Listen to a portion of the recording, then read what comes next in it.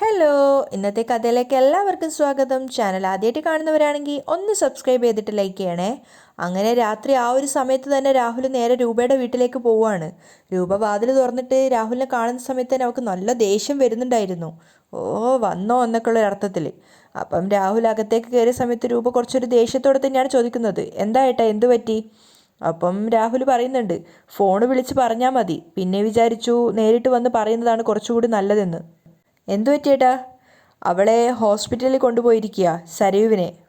നല്ല പെയിനുണ്ട്, മിക്കവാറും ഡെലിവറി കഴിഞ്ഞേക്കും. അപ്പം രൂപ ചോദിക്കുന്നുണ്ട്, ഇനിയും 1 മാസം കഴിഞ്ഞിട്ടല്ലേ ഡെലിവറി ഡേറ്റ് പറഞ്ഞിരിക്കുന്നേ? അതെ, പക്ഷേ ഇന്നത്തെ പോക്ക് കണ്ടിട്ട് മിക്കവാറും അത് ഉടനെ ഉണ്ടാവുമെന്നാണ് തോന്നുന്നത്. രാഹുൽ സംശയത്തോടെ പറയാണ്. രൂപ ഒന്നും പറയാതെ രാഹുൽ എന്താ പറയുന്നതെന്ന് കേൾക്കാൻ വേണ്ടി വെയിറ്റ് ചെയ്യാണ്. ആ സമയത്താണ് രാഹുൽ പറയുന്നത്, ഒരു കാരണവശാലും ആ കുഞ്ഞ് ജനിക്കാൻ പാടില്ല രൂപേ. അത് കേട്ട് രൂപയ്ക്ക് അതിശയമൊന്നും തോന്നിയില്ല. കാരണം രാഹുൽ അങ്ങനെ പറഞ്ഞില്ലെങ്കിലേ അത്ഭുതമുള്ളൂ എന്ന് രൂപയ്ക്ക് അറിയായിരുന്നു. അപ്പം രാഹുൽ പറയുന്നുണ്ട്, നിനക്ക് കുഞ്ഞുങ്ങളോട് പ്രത്യേക വാത്സല്യവും സ്നേഹവും ഒക്കെയാണെന്ന് എനിക്ക് നന്നായിട്ട് അറിയാം. എങ്കിലും ഞാൻ കാല് പിടിച്ച് പറയുക, നിനക്കറിയാവുന്ന ഡോക്ടേഴ്സാണല്ലോ ആ ഹോസ്പിറ്റലിലുള്ളത്, അവരെ വിളിച്ച് കാര്യം പറയണം. അപ്പം രൂപ ചോദിക്കുകയാണ്, ഏട്ടൻ എന്താ ഉദ്ദേശിക്കുന്നത്? ഇനിയും നിനക്ക് മനസ്സിലായില്ലേ രൂപേ? ആ കുഞ്ഞ് ജനിച്ചോട്ടെ, പക്ഷെ ഒരു കാരണവശാലും അത് ജീവനോടെ ജനിക്കരുത്. അത് കേട്ട് രൂപ തൻ്റെ സഹോദരനെ വെറുപ്പോടെ നോക്കുകയാണ്. എന്നിട്ട് ചോദിക്കുന്നുണ്ട്, അങ്ങനെ ഞാൻ ഡോക്ടറോട് വിളിച്ചു പറയണോ? പറയണം. നമ്മുടെ മക്കൾ ഒന്നിക്കണമെങ്കിൽ ആ കുഞ്ഞ് ജനിക്കാതിരിക്കണം. ആ സമയത്ത് രൂപ പറയാണ്, എന്തൊക്കെ പറഞ്ഞാലും ശരി, കുഞ്ഞുങ്ങളെ നശിപ്പിക്കാൻ എന്നെക്കൊണ്ട് പറ്റില്ല. അതുകൊണ്ട് ആ ഒരു കാര്യം ഞാൻ പറയുന്നേട്ടൻ കരുതണ്ട. അത് കേട്ട് രാഹുൽ ഒന്ന് ചെറുതായിട്ട് ഞെട്ടുകയാണ്. എന്നിട്ട് രൂപയോട് പറയുന്നുണ്ട്, നിനക്കുണ്ടായ എല്ലാ തിരിച്ചടികളിലും കൂടെ നിന്നവരാണ് ഞാൻ.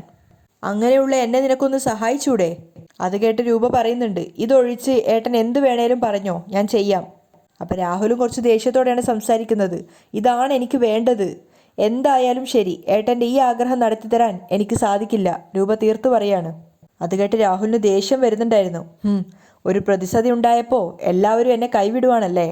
രൂപയെ നമുക്ക് ഒരുപാട് കാര്യങ്ങൾ ചെയ്തു തീർക്കാനുണ്ട്, അതിന് തടസ്സമാണ് ഈ കുഞ്ഞ്. അതുമാത്രാണോ? ആ കുഞ്ഞിൻ്റെ അച്ഛനാരാ? അപ്പം രൂപ രാഹുലിനോട് പറയുന്നുണ്ട്, കുഞ്ഞിൻ്റെ അച്ഛൻ മനോഹറാണെങ്കിലും അമ്മ സരയുവാണ്. അവളുടെ കുഞ്ഞിനെ കൊല്ലുന്നത് അവൾക്ക് എന്തുമാത്രം വിഷമായിരിക്കും. അത് കേട്ടിട്ട് രാഹുൽ പറയാണ്, ആ കുഞ്ഞിൻ്റെ ചരിത്രം അവൾക്ക് അറിയില്ലല്ലോ. അതറിയുമ്പോൾ ആ കുഞ്ഞു പോയത് എന്തുകൊണ്ടും നന്നായെന്നേ അവൾ പറയൂ.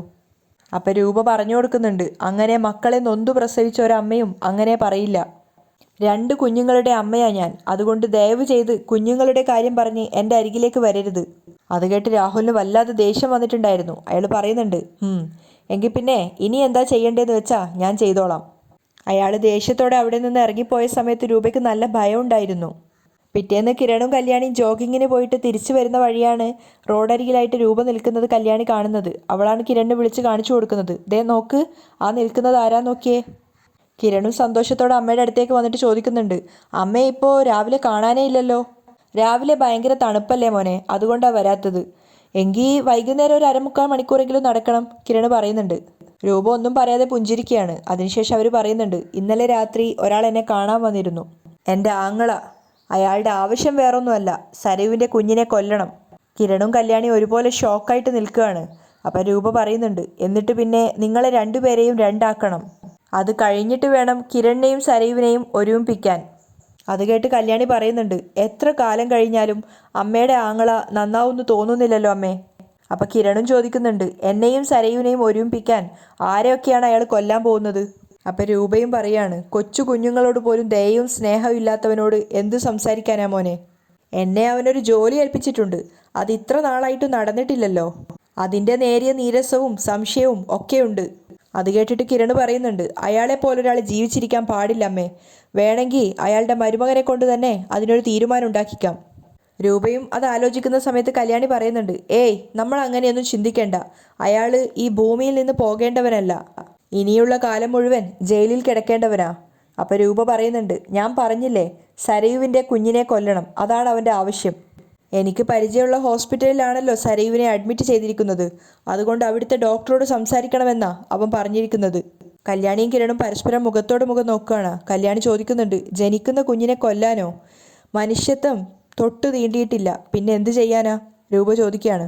അപ്പം കിരൺ പറയുന്നുണ്ട്, ആ കുഞ്ഞു പോയാൽ മകള് രക്ഷപ്പെടും, പക്ഷെ അങ്ങനെ ഒരു രക്ഷപ്പെടൽ അവൾ അർഹിക്കുന്നില്ല. അപ്പം രൂപ സങ്കടത്തോടെ പറയാണ്, എന്ന് മാത്രാണോ? ഒരു തെറ്റും ചെയ്യാത്തൊരു കുഞ്ഞിനെ എന്തിനാ കൊല്ലാൻ നോക്കുന്നത്? അവനെ പോലെ ഒരുത്തനെ അങ്ങനെയൊക്കെ ചിന്തിക്കാൻ പറ്റൂ. അപ്പം കിരൺ ചോദിക്കുന്നുണ്ട്, പ്രസവം നടക്കുന്നുള്ള കാര്യം ഉറപ്പാണോ അമ്മേ? അതെ, ഏതാണ്ട് 8.5 മാസമായില്ലേ മോനെ.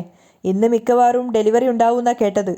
അപ്പം കല്യാണി സംശയത്തോടെ ചോദിക്കുന്നുണ്ട്, അമ്മയുടെ അടുത്ത് ശുപാർശയുമായി വന്നിട്ട് അത് നടന്നില്ല, ഇനി അയാൾ ഡോക്ടറെ എങ്ങാൻ സ്വാധീനിക്കുമോ? അപ്പം രൂപ പറയാണ്, മനുഷ്യത്വമുള്ള ഡോക്ടർമാരൊന്നും ഇതിന് കൂട്ടുനിൽക്കില്ല. പിന്നെ പണത്തിന് വേണ്ടി ജോലി ചെയ്യുന്ന ചിലരുണ്ട്. അവർ പേഷ്യൻസിൻ്റെ ആവശ്യങ്ങൾ മാറ്റുന്നില്ലേ? അതുകൊണ്ട് പണമുണ്ടെങ്കിൽ ചിലരെ സ്വാധീനിക്കാൻ എളുപ്പമാണ്. അത് കേട്ട് കല്യാണിക്ക് വല്ലാത്ത ഭയം തോന്നുകയാണ്. അപ്പം കിരൺ പറയുന്നുണ്ട്, ആ കുഞ്ഞ് മരിക്കണമെന്ന് അയാൾ ആഗ്രഹിക്കുമ്പോൾ അത് ജീവിക്കണമെന്ന് ആഗ്രഹിക്കുന്നവരാ നമ്മളൊക്കെ. മനോഹറിൻ്റെ കുഞ്ഞിനെ അവൾ ജന്മം നൽകിയേ പറ്റൂ. ആ കുഞ്ഞിനെ അവളും ബകാസുരനും അവളുടെ അമ്മയും തന്നെയാണ് നോക്കി വളർത്തേണ്ടത്. അത് ദൈവം അവർക്കായി കരുതി വച്ചിരിക്കുന്ന ശിക്ഷയാ. അത് ഒഴിവാക്കാൻ ഇനി അയാളെന്നല്ല ആര് വിചാരിച്ചാലും സാധിക്കില്ല, കിരൺ പറയാണ്. അതേസമയം ഹോസ്പിറ്റലിൽ ലേബർ റൂമിന് പുറത്ത് വെയിറ്റ് ചെയ്യാണ് ഷാരിയും അതേപോലെ മനോഹറും. മനോഹർ ഷാരിയോട് പറയുന്നുണ്ട്, എങ്കിലും ഇതുപോലൊരു ക്രിട്ടിക്കൽ സ്റ്റേജിൽ സരയുവിൻ്റെ അച്ഛൻ വന്നില്ലല്ലോ അമ്മേ. അത് കേട്ട് ഷാരി പറയുന്നുണ്ട്, അയാൾ എന്തിനാ മോനെ വരുന്നത്? അയാൾക്ക് ഈ കുട്ടി ജനിക്കണമെന്ന് പോലും ഇല്ല. അതങ്ങനെ ഒരു മനുഷ്യത്വമില്ലാത്ത ജീവിയായിപ്പോയി. അയാൾ അവിടെ തന്നെ ഇരിക്കട്ടെ. ആ സമയത്ത് ശബ്ദം താഴ്ത്തിയിട്ട് മനോഹർ പറയാണ്, ഈ ഹോസ്പിറ്റലിൽ ഒരാളുണ്ടമ്മേ. അതാരാ? ഷാരി ചോദിക്കുന്നുണ്ട്. അന്ന് പിടിവലിക്കിടയിൽ അമ്മയുടെ അടുത്ത് നിന്നും അപകടം പറ്റിയ ഒരാളുണ്ടായിരുന്നല്ലോ തലയ്ക്ക്, താര. അത് കേട്ട് ഷാരി ഞെട്ടിത്തരിച്ച് നിൽക്കുകയാണ്. അപ്പം ശബ്ദം താഴ്ത്തിക്കൊണ്ട് തന്നെയാണ് മനോഹർ പറയുന്നത്, അവരിവിടെ ഉണ്ട്. അവൾ ഇതുവരെ ഡിസ്ചാർജ് ആയില്ലേ? അതൊന്നും അറിയില്ല. ഇടയ്ക്ക് ഞാൻ അന്വേഷിച്ചപ്പോൾ അവരിവിടെ ഉണ്ടെന്നാണ് അറിയാൻ കഴിഞ്ഞത്. അത് കേട്ട് ഷാരി വല്ലാതെ ഭയക്കുകയാണ്. മാത്രമല്ല മനോഹറിനോട് പറയുന്നുണ്ട്, എങ്കിൽ പിന്നെ ഇവിടോട്ട് വരണ്ടായിരുന്നല്ലോ മോനെ. അതെന്തൊരു പറച്ചിലാ അമ്മേ. സരയു മരണവെപ്രാളത്തിൽ കരയുമല്ലായിരുന്നോ? ആ സമയത്ത് അടുത്തുള്ള ഹോസ്പിറ്റലിലേക്കല്ലേ കൊണ്ടുവരേണ്ടത്? അവർ രണ്ടുപേരും സംസാരിച്ചുകൊണ്ടിരിക്കുമ്പോഴേക്കും ഡോക്ടർ ലേബർ റൂമിൽ നിന്ന് വന്നിട്ടുണ്ടായിരുന്നു. എന്തായി ഡോക്ടർ? മനോഹർ ചോദിക്കുകയാണ്. മാസം തികയുന്നതിന് മുന്നേ ഡെലിവറി നടത്തേണ്ടി വരുമെന്നാണ് തോന്നുന്നത്, ഡോക്ടർ പറയുന്നുണ്ട്. അത് കേട്ട് മനോഹറും ഷാരിയും ഞെട്ടി നിൽക്കുകയാണ്. അപ്പോൾ ഡോക്ടർ പറയുന്നുണ്ട്, എന്തായാലും 2-3 മണിക്കൂറിനുള്ളിൽ കൃത്യമായ വിവരം തരാം. ഡോക്ടർ അവിടുന്ന് പോയ സമയത്ത് ഷാരി മനോഹറോട് പറയുന്നുണ്ട്, ഞാൻ പറഞ്ഞില്ലേ മോനെ, അവളുടെ ആ ഒരു വെപ്രാളവും വേദനയും കണ്ട സമയത്ത് എനിക്കറിയായിരുന്നു പ്രസവം ഉടനെ നടക്കുമെന്ന്. ആ സമയത്ത് മനോഹർ ചിന്തിക്കുന്നുണ്ട്, എൻ്റെ ഭാര്യമാർ പ്രസവിച്ചു കഴിഞ്ഞാൽ പിന്നെ ജനിച്ച കുഞ്ഞ് അച്ഛനെ കണ്ട ചരിത്രമേ ഇല്ല. ഇവിടെ ആ ചരിത്രം തിരുത്തി കുറിക്കേണ്ടി വരുമെന്നാണ് തോന്നുന്നത്. എന്നിട്ട് ഷാരിയോട് ചോദിക്കുകയാണ്, മോളൂന് എന്തെങ്കിലും കുഴപ്പമുണ്ടാവുമോ അമ്മേ? മോൻ വിഷമിക്കാതെ, നമ്മളിവിടെ എത്തിയില്ലേ, ഇനി ഒന്നും പേടിക്കാനില്ല. അപ്പം മനോഹർ ചോദിക്കുന്നുണ്ട്, അല്ല സരയുവിൻ്റെ അമ്മ ആ താരയാണെന്ന് പറയുന്ന സ്ത്രീയാണെന്നാണല്ലോ പറയുന്നത്. ഇനിയിപ്പോൾ സരയുവിന് കുഞ്ഞ് ജനിച്ചു കഴിഞ്ഞാൽ അത് സ്വന്തം പേരക്കുട്ടിയാണെന്നും പറഞ്ഞ് നമ്മളെ ശല്യം ചെയ്യാൻ വരുമോ? അതൊക്കെ കേൾക്കുന്ന സമയത്ത് ഷാരിക്ക് ഇങ്ങനെ ദേഷ്യം വരുന്നുണ്ടായിരുന്നു. അവരുടെ മുഖം വലിഞ്ഞു മുറുകുന്ന കണ്ടപ്പോൾ തന്നെ മനോഹർ പറയുന്നുണ്ട്, അല്ല അമ്മയെ വിഷമിപ്പിക്കാൻ വേണ്ടി പറഞ്ഞതല്ല, അവരങ്ങനെ അലഞ്ഞു തിരിയുന്നൊരു സ്ത്രീയാണല്ലോ, അതുകൊണ്ട് പറഞ്ഞതാ. ആ സമയത്ത് ദേഷ്യത്തോടെ ഷാരി പറയുന്നുണ്ട്, അന്ന് കൊല്ലാൻ വേണ്ടിയല്ല അവളെ തള്ളിയത്, അങ്ങോട്ടും ഇങ്ങോട്ടും പിടിവലി ഉണ്ടായപ്പോൾ അവളുടെ തല പോയി ഇടിച്ചതാ. എന്നാൽ ഇപ്പോൾ എനിക്ക് തോന്നുക, അന്നത്തെ സംഭവത്തിൽ അവളങ്ങ് തീർന്നാ മതിയായിരുന്നു. അയ്യോ അത് കഷ്ടമല്ലേ അമ്മേ. പിന്നെ എൻ്റെ മോൾ അവളുടെ മോളാണെന്ന് പറഞ്ഞ് നടന്നാൽ അതെനിക്ക് സഹിക്കുമോ? ഷാരി കരഞ്ഞുകൊണ്ടാണ് പറയുന്നത്. ഇനിയിപ്പോൾ മോൻ പറഞ്ഞതുപോലെ കുഞ്ഞിനെ കാണാൻ വേണ്ടി അവൾ വരും എന്നുള്ള കാര്യം ഉറപ്പാ. അതുകൊണ്ട് മോക്ക് വലിയ കുഴപ്പമില്ലെങ്കിൽ ഇന്ന് തന്നെ നമുക്ക് ഇവിടുന്ന് മാറാം മോനെ. വെപ്രാളത്തോടെയും പരിഭ്രമത്തോടെയൊക്കെയാണ് ഷാരി സംസാരിക്കുന്നത്. അപ്പം മനോഹർ പറയുന്നുണ്ട്, അയ്യോ അത് പറ്റില്ല, എനിക്കെൻ്റെ മോളൂൻ്റെ ഹെൽത്ത് നോക്കിയേ പറ്റൂ. നോക്ക്, ഇതൊരു നല്ല ഹോസ്പിറ്റലാ. വെറുതെ താരയെന്ന് പറയുന്ന സ്ത്രീയെ ഭയന്നിട്ട് സരയുവിനും കുഞ്ഞിനും ആപത്തൊന്നും വരുത്തി വെക്കണ്ട. ഷാരി ഒന്നും പറയാതെ പരിഭ്രമത്തോടെ നിൽക്കുകയാണ്. ആ സമയത്ത് മനോഹറിന് അത് കണ്ടിട്ട് എൻജോയ് ചെയ്യുന്നുണ്ടായിരുന്നു. കുറച്ചു കഴിഞ്ഞപ്പോഴേക്കും രാഹുൽ ഹോസ്പിറ്റലിൽ വന്നിട്ടുണ്ടായിരുന്നു. നേരെ ഡോക്ടറുടെ റൂമിലേക്കാണ് അയാൾ പോകുന്നത്. ഡോക്ടറാണെങ്കിൽ അയാളെ സ്വീകരിച്ചിരുത്തുന്നുണ്ട്. ഞാൻ കണ്ടില്ലല്ലോ എന്ന് വിചാരിച്ചിരിക്കുകയായിരുന്നു. അപ്പം രാഹുൽ ചോദിക്കുന്നുണ്ട്, ഇന്ന് ഡെലിവറി നടക്കുമോ? മിക്കവാറും. അത് കേട്ട സമയത്ത് രാഹുലിൻ്റെ മുഖം ആകെ വാടുകയാണ്. അപ്പോൾ ഡോക്ടർ ചോദിക്കുന്നുണ്ട്, അത് കേട്ടപ്പോൾ എന്താ ഒരു ടെൻഷൻ പോലെ? കുഴപ്പമൊന്നുമില്ല, ഇവിടെ വന്നപ്പോഴേക്കും ആളും ഹെൽത്തും ഒക്കെ ഓക്കെ ആയിട്ടുണ്ട്. അപ്പോഴേക്കും പരിങ്ങലോടുകൂടി രാഹുൽ പറയുന്നുണ്ട്, അത് പിന്നെ ഡോക്ടറോട് എനിക്കൊരു കാര്യം പറയാനുണ്ടായിരുന്നു. എൻ്റെ മോൾക്കും ഭാര്യയ്ക്കൊന്നും അറിയാത്തൊരു കാര്യമാണ്. എൻ്റെ മരുമകൻ ഒരുത്തൻ അവിടെ നിൽപ്പുണ്ടല്ലോ, എൻ്റെ മോളോട് അമിതമായ സ്നേഹം കാണിച്ച് അവൻ ആൾ ശരിയല്ല ഡോക്ടറെ. അപ്പോൾ ഡോക്ടർ സംശയത്തോട് ചോദിക്കുകയാണ്, ശരിയല്ലെന്ന് പറഞ്ഞാൽ? അത് അവൻ ഈ ലോകം മുഴുവൻ പെണ്ണ് കെട്ടി നടക്കുന്ന ഒരുത്തനാ. അപ്പോൾ ഡോക്ടർ കുറച്ച് നീരസത്തോടെയാണ് ചോദിക്കുന്നത്, അത് അറിഞ്ഞു വെച്ചിട്ടാണോ മോളെ അയാൾക്ക് കെട്ടിച്ചു കൊടുത്തത്? അപ്പോൾ രാഹുൽ പറയുന്നുണ്ട്, അവളുടെ മാരേജിൻ്റെ സമയത്തൊന്നും ഞങ്ങൾക്കതൊന്നും അറിയില്ലായിരുന്നു ഡോക്ടർ. നല്ല സ്വഭാവ ഗുണമുള്ള നല്ല കാശുള്ള പയ്യനാണെന്നാണ് കരുതിയത്. ഓ അത് ശരി, അപ്പോൾ നിങ്ങളുടെ ഭാര്യയ്ക്കും മകൾക്കും ഇതൊന്നും അറിയത്തില്ല അല്ലേ? ഇല്ല, പതറിക്കൊണ്ട് രാഹുൽ പറയാണ്. അപ്പോൾ ഡോക്ടർ ചോദിക്കുന്നുണ്ട്, ഇനി ഞാനെന്ത് വേണമെന്നാ പറയുന്നേ? എന്നായാലും അവൻ എൻ്റെ മോളെ വിട്ടുപോകൂന്ന് മാത്രമല്ല, ഇനി വിട്ടുപോയില്ലെങ്കിൽ എന്തായാലും അവർ തമ്മിൽ വേർപിരിഞ്ഞേ മതിയാവൂ. അപ്പോൾ ഡോക്ടർ ചോദിക്കുന്നുണ്ട്, എങ്കിൽ ഇതൊക്കെ നിങ്ങളുടെ ഭാര്യയോടും മകളോടും പറഞ്ഞുകൂടായിരുന്നോ? അപ്പോൾ രാഹുൽ പറയുന്നുണ്ട്, അങ്ങനെ പറയാൻ പറ്റാത്തൊരു സാഹചര്യമായിപ്പോയി. അതെന്താണെന്ന് എനിക്ക് ഡോക്ടറോട് വിശദീകരിക്കാൻ പറ്റില്ല. അപ്പോൾ ഡോക്ടർ വീണ്ടും ചോദിക്കുകയാണ്, ഞാൻ എന്ത് വേണമെന്നാണ് നിങ്ങളീ പറയുന്നത്? അപ്പം രാഹുൽ ഡോക്ടറോട് പറയാണ്, ആ കുഞ്ഞ് ജനിക്കാൻ പാടില്ല. അത് കേട്ട് ഡോക്ടർ തന്നെ ഞെട്ടിത്തരിച്ച് നിൽക്കുകയാണ്. അവർ രാഹുലിനോട് ചോദിക്കുന്നുണ്ട്, എന്തൊക്കെയാണ് സാറേ നിങ്ങളീ പറയുന്നത്? ഇനി ഒരു കാരണവശാലും കുഞ്ഞിനെ കളയാൻ പറ്റില്ല, അല്ലെങ്കിൽ തന്നെ ഞാനത് ചെയ്യില്ല. അപ്പോൾ രാഹുൽ പറയുന്നുണ്ട്, ഡോക്ടർക്ക് ഞാനൊരു 10-15 ലക്ഷം രൂപ തരാം. അങ്ങനെയെങ്കിൽ ജനിക്കാൻ പാടില്ലാത്ത ആ കുഞ്ഞ് ജനിക്കുമ്പോൾ എന്തെങ്കിലും ചെയ്യാൻ പറ്റുമോ? അത് കേൾക്കുന്ന സമയത്ത് ഡോക്ടറും ചെറുതായിട്ടൊന്ന് ആലോചിക്കുകയാണ്. എന്നിട്ട് രാഹുലിനോട് പറയുന്നുണ്ട്, ഞാനൊന്ന് ആലോചിക്കട്ടെ. അത് കേട്ട സമയത്ത് രാഹുലിന് ചെറുതായിട്ടൊരു സന്തോഷം തോന്നുകയാണ്. അപ്പോൾ അയാൾ ഡോക്ടറോട് പറയുന്നുണ്ട്, ആലോചിച്ചോ, പക്ഷേ അനുകൂലമായൊരു തീരുമാനം എടുക്കണം. ആ കുഞ്ഞ് ജനിച്ചാലും അത് അധിക നേരം ജീവിച്ചിരിക്കാൻ പാടില്ല. ജനിച്ച കുഞ്ഞ് മരണപ്പെട്ടു എന്നുള്ള വാർത്തയായിരിക്കണം പുറത്ത് കാത്തു നിൽക്കുന്ന എൻ്റെ മരുമോനും അവൻ്റെ അമ്മായിയമ്മയും അറിയേണ്ടത്. ബോധം തെളിയുമ്പോൾ എൻ്റെ മോളും അതുതന്നെ അറിയണം. രാഹുലിൻ്റെ മനസ്സിലുള്ള ഓരോ ക്രൂരതകൾ ഡോക്ടർ ഇങ്ങനെ കേട്ടുകൊണ്ട് നിൽക്കുകയാണ്. അവസാനം അവർ പറയുന്നുണ്ട്, പ്രസവിച്ച അമ്മയ്ക്ക് അത് ഭയങ്കര വിഷമായിരിക്കും. അപ്പോൾ രാഹുൽ പറയാണ്, ആ വിഷമം സാവകാശം മാറിക്കോളും ഡോക്ടർ. മറിച്ച് ആ കുഞ്ഞിനെ എൻ്റെ മോൾക്ക് താലോലിക്കേണ്ടി വന്നാൽ അച്ഛനില്ലാത്ത കുഞ്ഞിനെ എനിക്ക് വളർത്തേണ്ടി വരും. അത് കേട്ട് ഡോക്ടർ ഒന്നും പറയാതെ രാഹുലിനെ തന്നെ നോക്കി നിൽക്കുകയാണ്. അപ്പോൾ രാഹുൽ പറയുന്നുണ്ട്, പണം വേണമെങ്കിൽ കുറച്ചുകൂടി കൂടുതൽ തരാം, പക്ഷേ ഞാൻ പറഞ്ഞത് നടക്കണം. അപ്പോൾ രാഹുലിനെ തന്നെ നോക്കിക്കൊണ്ട് ഡോക്ടർ പറയാണ്, ശരി, ഒരു ഡോക്ടറുടെ എത്തിക്സിന് ചേർന്ന കാര്യമല്ല ഇത്, എങ്കിലും ഞാൻ നോക്കാം. അപ്പോൾ രാഹുൽ പറയുന്നുണ്ട്, ശരി ഡോക്ടർ, അപ്പോൾ 15 ലക്ഷം രൂപ ഫിക്സ് ചെയ്തോ. അങ്ങനെ രാഹുൽ സമാധാനത്തോടെ ഡോക്ടറുടെ റൂമിൽ നിന്ന് ഇറങ്ങി പോവുകയാണ്. ഡോക്ടറാണെങ്കിൽ ആകെ ടെൻഷനായിട്ടിരിക്കുകയാണ്. അതേസമയം ഷാരി മനോഹറിനോട് പറയുന്നുണ്ട്, മോൻ ഇന്നലെ രാത്രി മുഴുവൻ ഉറക്കളച്ചതല്ലേ, മോനൊന്ന് വീട്ടിൽ പോയി കിടന്നുറങ്ങിയിട്ട് വന്നോ, എന്നിട്ട് ഫ്രഷ് ആയിട്ട് വന്നാൽ മതി. അപ്പം മനോഹർ ചോദിക്കുന്നുണ്ട്, ഇന്ന് ഡെലിവറി നടക്കാനുള്ള സാധ്യത വളരെ കൂടുതലാണ്, ആ സമയത്ത് ഞാനിവിടെ വേണ്ടേ? ആ സമയത്ത് ഷാരിക്ക് മനോഹറിനോട് സഹതാപം തോന്നുകയാണ്. എന്നിട്ട് ദേഷ്യത്തോടെ അവർ പറയുന്നുണ്ട്, മോൻ വീട്ടിൽ പോയി കിടന്നുറങ്ങിയിട്ട് അങ്ങേരെ ഇങ്ങോട്ടേക്ക് പറഞ്ഞു വിട്, സരീവിൻ്റെ അച്ഛനെ. എന്നിട്ട് അവരിങ്ങനെ ദേഷ്യത്തോടെ പറയാണ്, ഹോ, ഇങ്ങനെയും അച്ഛന്മാരുണ്ടാവുമോ?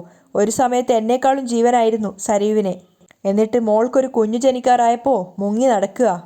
അപ്പം മനോഹർ പറയുന്നുണ്ട്, പറഞ്ഞിട്ട് കാര്യമില്ല അമ്മേ, ഇപ്പോൾ അച്ഛൻ പഴയ ആളല്ലല്ലോ, സ്നേഹിക്കുന്നവരെയൊന്നും അല്ല അച്ഛൻ സ്നേഹിക്കുന്നത്. അപ്പോഴേക്കും രാഹുൽ അങ്ങോട്ടേക്ക് വരുന്നുണ്ടായിരുന്നു. ആദ്യം മനോഹറാണ് കാണുന്നത്. സ്നേഹമില്ലെന്നൊന്നും പറയണ്ട, ദേ വരുന്നുണ്ട് ആള്. അപ്പോഴേക്ക് ഷാരി അങ്ങോട്ടേക്ക് നോക്കുന്നുണ്ട്. രാഹുൽ അടുത്തെത്തിയപ്പോൾ ഷാരി ദേഷ്യത്തോടെയാണ് സംസാരിക്കുന്നത്. ഇന്നലെ രാത്രി മോൾ ഇവിടെ അഡ്മിറ്റ് ആയതാ, എന്നിട്ട് ഈ നിമിഷം വരെ നിങ്ങളൊന്ന് വിളിച്ചോ? അവൾക്ക് എന്താ സംഭവിച്ചതെന്ന് ചോദിച്ചോ?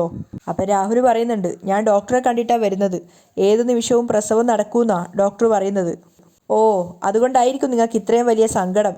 ആ കുഞ്ഞ് എൻ്റെ മോളുടെ വയറ്റിലുണ്ടെന്ന് അറിഞ്ഞതിന് ശേഷം ഇന്നേ വരെ ആ കുഞ്ഞിന് വേണ്ടി നിങ്ങൾ ഒന്നും ചെയ്തിട്ടില്ല.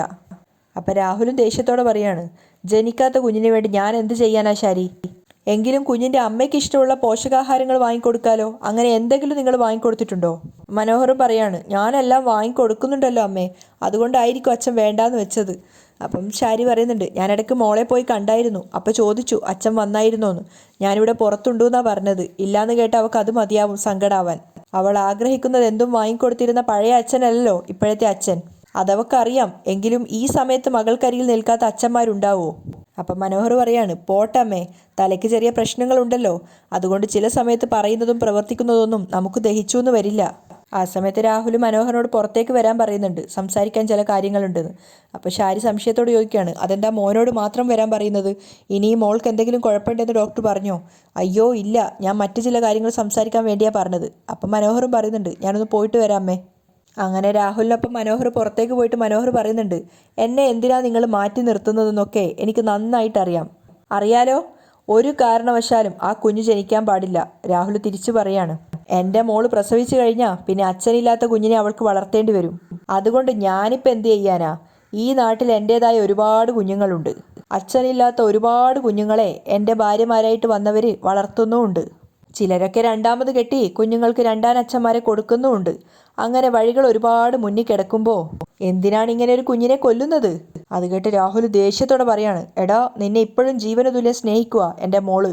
അതിപ്പോൾ അവളെന്നല്ല, ഞാൻ കല്യാണം കഴിച്ച എല്ലാ പെൺകുട്ടികൾക്കും ഞാൻ അവളുമാരെ വിട്ടുവരുന്നത് വരെ എൻ്റെ ജീവനായിരുന്നു. എന്ന് വെച്ചാൽ കൂടെ താമസിക്കുമ്പോൾ അങ്ങനെ ഞാൻ അവളുമാരെയൊക്കെ സ്നേഹിച്ചിട്ടുണ്ട്.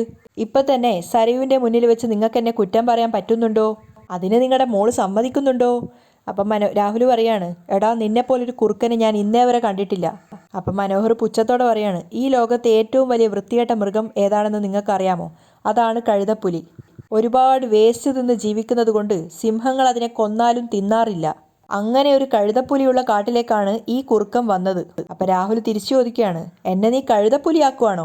പിന്നല്ലാതെ. മോള് പ്രസവിക്കുന്നതും കാത്തൊരമ്മ ലേബർ റൂമിന് മുന്നിൽ കരഞ്ഞുകൊണ്ടിരിക്കുക.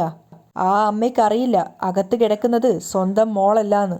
അത് കേട്ട് രാഹുൽ ഞെട്ടുകയാണ്. അപ്പം മനോഹർ പറയുന്നുണ്ട്, അവളുടെ സ്വന്തം അമ്മയും ഈ ഹോസ്പിറ്റലിൽ തന്നെയുണ്ട്. അത് കേട്ടപ്പോൾ രാഹുൽ ഒന്നുകൂടെ ഷോക്കാവുന്നുണ്ട്. അവിടെയാണ് ഇന്നത്തെ എപ്പിസോഡ് വൈൻഡപ്പ് ചെയ്യുന്നത്.